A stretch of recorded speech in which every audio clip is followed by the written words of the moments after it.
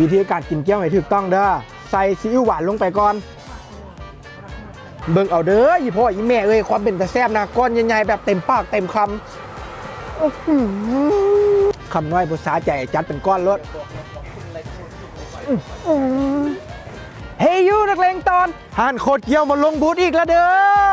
ซึ่งรอบนี้เพิ่นมาลงบูธอยู่ที่งานท่องแตกฟู้ดฟาสต์เฟส 2016อยู่ที่ร้านจอดรถไอเต็กตึกเก่านี่อยู่ต้นหน้าไอเต็กตึกเก่าเลยซอกบุญยากงานเพิ่นเริ่มตั้งแต่วันที่11จนฮอดวันที่15เดือน3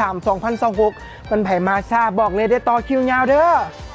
ถึงจะปีใหม่แต่ราคาก็ยังคือเก่าคือเดิมบ่ได้ปรับเปลี่ยนเด้อตอนนี้ทอดมันกุ้งคันหอมน้ำหอมกล่องน้อยได้4ก้อน40,000หรือใครจะกินแบบจุกๆแนะนำจัดกล่องใหญ่8ก้อน80,000ราคาเกี่ยวก็ยังคือเก่าคือกันเด้อตัวนี้จะเป็นหมูไส้กุ้ง9ก้อน80,000แล้วตัวนี้จะเป็นเกี๊ยวกุ้งล้วน6ก้อน100,000กีบใครอยากกินอยากซิมก็แวะมาได้ห้านโคตรเกี๊ยวเพิ่นมาลงบูธตั้งแต่